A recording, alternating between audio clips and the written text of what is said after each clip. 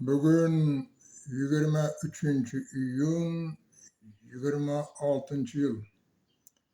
Başkaruda gap köp ko'rsatuvining 3-qismi.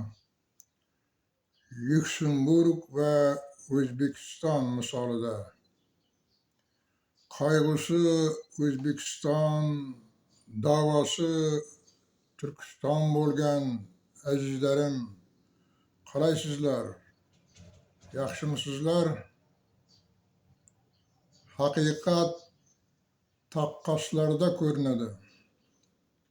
Bo'yimiz dunyo mamlakatlari bilan bo'ylashmoqqa qodirmi, yo'qmi? Hozirgi zamonda mamlakatning dengizga chiqish yo'li bo'lmasa ham, rivojlangan davlatlardan birining iqtisodini O'zbekiston bilan taqqoslaymiz. Mamlakat rivoji dengizga chiqish, chiqmasligi bilan belgilanmasligiga Lyuksemburg davlati misolida o'zlaringiz ishonch hosil qilasiz. Bu qadar hayot farovonligiga, insonlar qadri bu qadar qiymat kasb etishiga qanday erishdilar? Shu kabi savollarga javoblar quyidagi ko'rsatkichlarda ayon bo'ladi. Lyuksemburg monarxiya davlati. Parlament boshqaruv orqali yuritiladi. Maydoni 2586 kvadrat kilometr. Bizning O'zbekistondan 173 marta kichik davlat. Aholisi 682 ming kishi. Aholi zichligi har kvadrat kilometrga 233 kishi. Shunga qaramay, aholi jon boshiga yillik daromadi 135.321 euro. Dunyoda ikkinchi o'rinda. Bizning pulga chaqqanimizda bu 1.869 million so'mdan oshadi. Masalan, bir oilada 5 ta odam bo'lsa, bir oila uchun bir yillik daromadi 9.285.268.260 so'm bo'lishi kerak. Bizlar bu pullarni tushimizda ham ko'rmaymiz.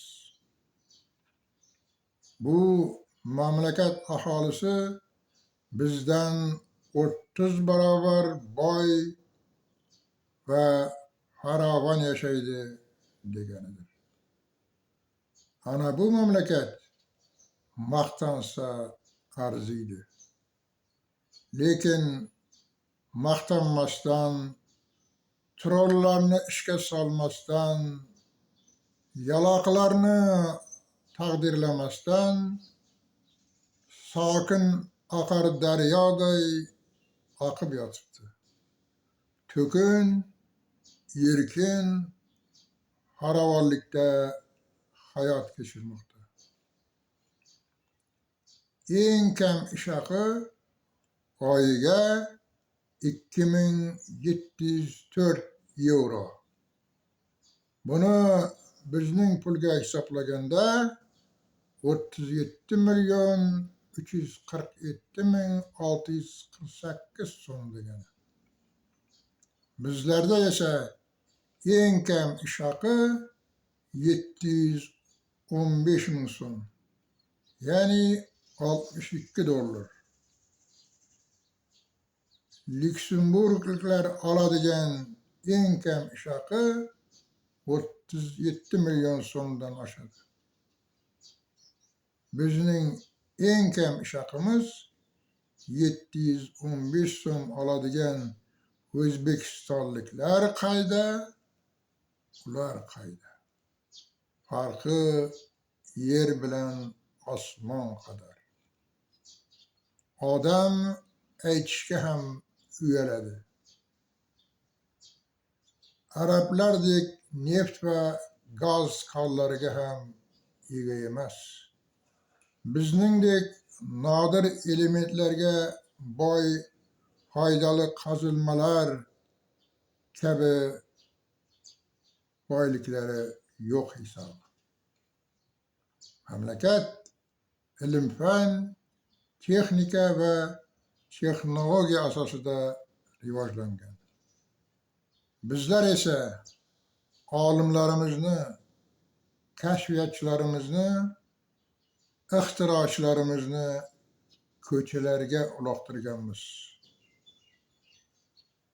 Aholi jon boshiga daromadi 2-o'ringa chiqishi mamlakatning parlament boshqaruvi orqali yuritilganligidan bizga o'xshab bitta prezidentning og'ziga qarab boshqarilmaydi. Davlat kengash bilan, maslahat bilan boshqariladi. Birinchi navbatda o'z xalqi va o'z davlatining manfaatlarini hisobga olgan holda davlat boshqaradilar. Bir tomoni Germaniya, Avstriya, Shveysariya kabi katta davlatlar orasida siqilib qolmasdan, ulardan ham ko'proq aholi jon boshiga daromad olishga erishgan. Ana buni davlat boshqaruvi desa bo'ladi. Biz ham parlament boshqaruviga o'tsak, 5 yilda Qozog'istonga, 10 yilda Yevropadagi o'rtacha davlatlar qatoriga yetib olamiz. Bunga iqtisodiy, moliyaviy, ishlab chiqarish resurslari ham, ishchi kuchi ham yetarli. Bunga shubha qilmasa ham bo'ladi. Endi bizning O'zbekistonimizning maydoni 448 ming kvadrat kilometr. Aholimiz 38 million kvadrat kilometr. Har kvadrat kilometrga 77 kishi to'g'ri keladi. Daromadimiz aholi jon boshiga milliy daromadimiz $4610. Dunyoda 134-o'rindamiz. Korrupsiya bo'yicha 147-o'rindamiz. Foydali qazilmalar, nodir elementlar keragidan ortiq. Endi Lyuksemburg qancha pensiya oladi har bir odamni o'rtacha deganimizda, ularning o'rtacha pensiyasi $2679. Bizning o'rtacha pensiyamiz $128. Bizning o'rtacha pensiyamizdan 20 marta ko'p demakdir. Bizning pulga chaqsak, pensionerlar oyiga 37 million so'm olishadi. Bu raqamlar taqqoslashimizdan xulosa shuki, 35 yillik prezidentlik, ya'ni yakka hokimlik boshqaruvi O'zbekistonni cho'ktirganini ko'rsatadi. Xalqimizning ko'ziga baqa-baqa yolg'on so'zlaydilar, talon qiladilar, byudjetni o'maradilar. O'zbek xalqini o'zlarining qullari kabi ko'radilar. Yuzlari zarracha qizarmaydilar. Göğünge toygan horozday kerreyip devreler türüde hor töküp oturadılar.